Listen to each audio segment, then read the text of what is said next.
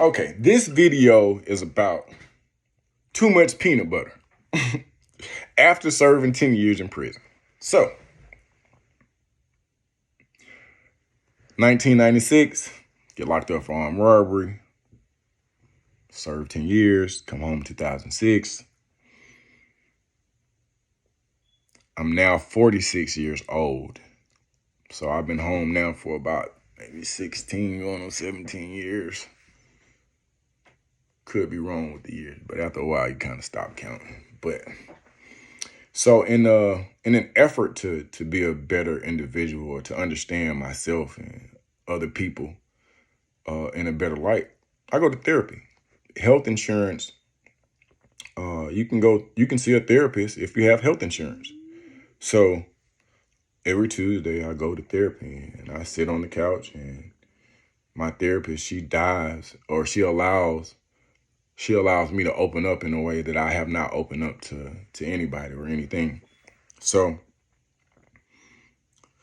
upon getting to therapy, I wanted to tell her all about all the bad stuff that had happened and how I went to prison and all this stuff right here. One day she asked me, she said, "What's in your cabinet?" What you mean? She said, "What's in your cabinet?" And I was like, regular stuff. She said, "Your homework assignment is to go home and look in your cabinets and make a note of it." So I did that. And when I got home, I do have some prison food.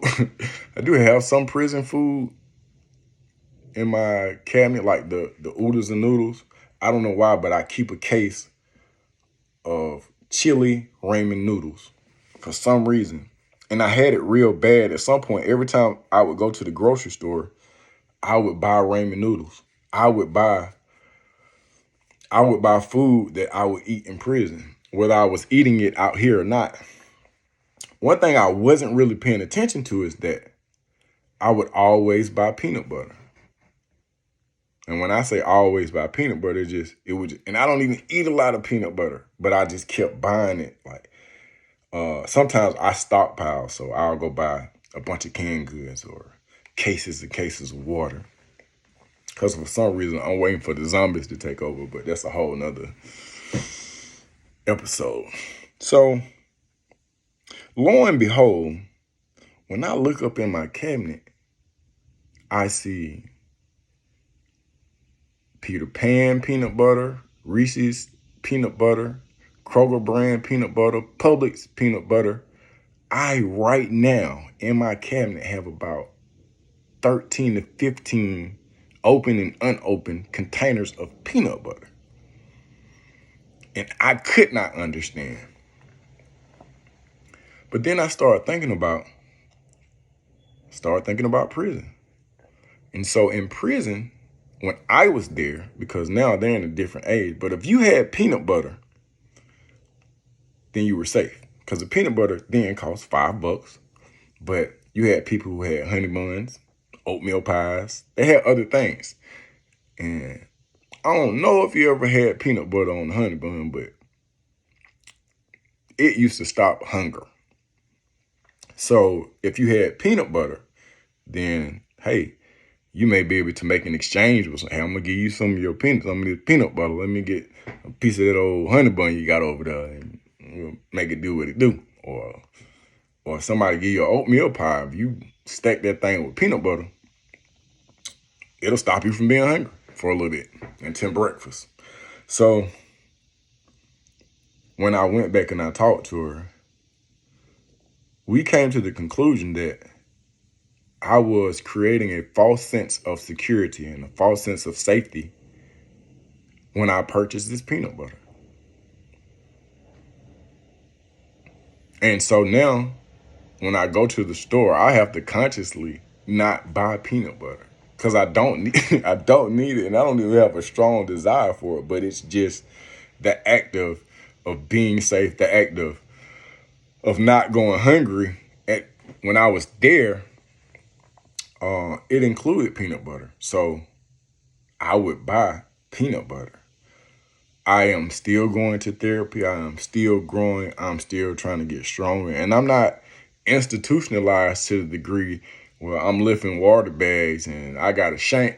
I got a shank, but I I I crave safetyness. I crave I crave happiness. And subconsciously, man, it's a part of me that's still operating on prison time. And that's just the facts. And I can say, oh, I've done this and I've done these things, but at the core root of my actions, that false sense of safety is still there. It's still there. So I recommend this. If you have health insurance, go to a therapist.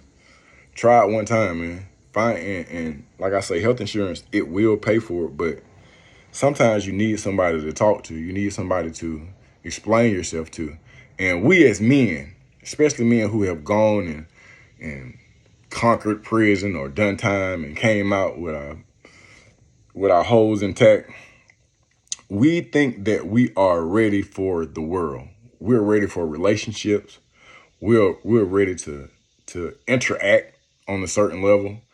And a lot of things that happen to us as men, and this is not even a prison thing, that some of the trauma that has affected us, we ignore it. We ignore it until it comes out in our anger. It comes out in a relationship. It comes out and we abuse things. We abuse substances. We abuse people. A number of acts. And because we are men, we don't want to sit down. I'm not going to even say we. I'm going to say me. I didn't want to sit down and say, hey, man, something is not right here. And I need help with this because I'm not mechanically strong enough to answer these questions. I've just obtained enough strength to ask these questions. Then it took more strength to try to resolve some of these issues. And like I say, what I've learned about therapy is that it's not a sit down and get fixed type situation.